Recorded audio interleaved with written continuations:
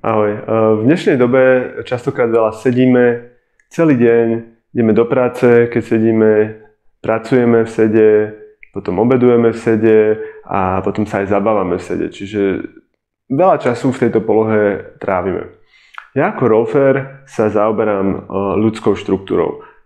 V plnom znení je to rolfing štruktúrálna integrácia, čiže sa snažíme tú štruktúru, čiže naše telo nejak integrovať s prostredím, s gravitáciou môžeme povedať.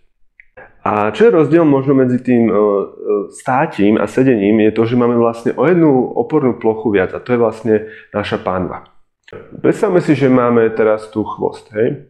Tá krížová koza nejakým spôsobom môže reprezentovať v realite a podsadenie pánvy je vtedy, keď je tá krížová koza, ten chvost ide dole a dopredu. Naopak, opačný pohyb je vysadenie, keď ide krížová koza hore a dozadu. Ja to častokrát prirovnám ku kačkám, že oni majú taký vypučený zadoček, keď chodia. Čiže toto je ten opačný pohyb. Ovšem, že môžu byť extrémne polohy v oboch prípadoch. Ale zavnímajte, čo sa vám deje, alebo možno aj pozorujte mňa, čo sa vám deje, keď vidíte, keď táto štruktúra je do tohto moja celá, ako moja hlava, hrudník, možno sa mi môže hlas meniť a ako sa mi mení tu hlas. Že ja napríklad hneď cítim, ako sa mi inak rezonuje môj hlasový box, takzvané, keď som v tejto polohe a keď som v tejto. Tu je viac priestoru totižto. A čo sa častokrát deje, čo je takým typickým vzorcom pre nás, že spadáme do tohto vzorca, čiže ideme do toho podsadenia a všetko v podstate kolabuje. Hrudník ide vzad, hlava ide vpred, aby to robilo kontru. Poďte si teraz so mnou navnímať, čo sa teda deje v tom tele, keď podsadíme pánvu. Keď podsadíme pánvu, vnímajte, čo sa deje v driekovej chrbtici. Ja vnímam, ako sa vypučila a v podstate ten predný priestor, moje orgány, čreva sú také stlačené. A to vlastne ovplyvňuje moju tráviacu celú sústavu. To napätie ide až sem. Čiže ono to bude pôsobiť na začiatok tráviacej rúry, ale aj koniec. Keď ideme do tejto polohy, vnímajte, čo sa vám deje zase. Aký je priestor vpredu, ako vám to dáva tú podporu, aká pevnosť nastane v tejto oblasti oproti tomuto. Ďalšia oblasť, do ktorej pôjdeme, poďte sa do toho podsadenia so mnou a vnímajte svoj hrudník. Čo sa deje v hrudníku? Pozrite sa na tie ramena, v akej sú polohe. Ako je tá zadná časť úplne otvorená, tá predná časť sa prirodzene zatvára. A teraz prosím vás, skúste ísť do funkcie nádychu. Čiže nádych je funkcia nášho tela. Skúsme sa nádychnúť v tejto polohe zhlboka.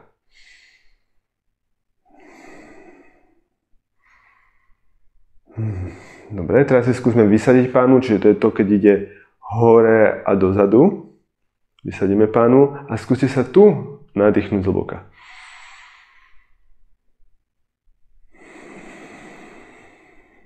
No pre mňa to je úplne prirodzená poloha, že tu cítim takú podporu a priestor sa nadýchnúť zhlboka. A to ono to aj biomechanicky tak sedí, lebo tu tie rebra sú v úplne nevhodnej polohe na to, aby expandovali hore a dozadu.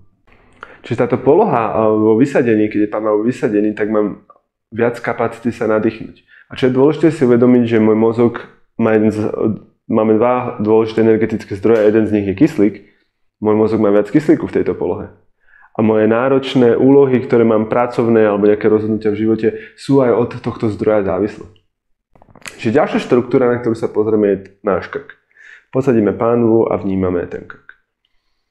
Ja už vnímam, že mám také väčšie napätie aj túto vzadu, čiže ono v podstate častokrát mávame také bolesti a cítime taký kniks alebo napätie v tejto oblasti, čo vlastne súvisí s touto polohou tej pánvy z veľkej časti. Lebo není tá hlava, ktorá má 5 a viac kilo, není podporená. Skúsme si nejakú funkcionalitu ďalšiu, čiže rotácia doľava a doprava. Skúste byť v podsadenej pánve a rotovať hlavou. Toto je môj rozsah momentálny. No. A keď vysadím pánvu, tak mám oveľa väčší a príjemnejší rozsah. Čiže jednak mi to ovplyvňuje túto funkcionalitu aj rotácie môjho krku.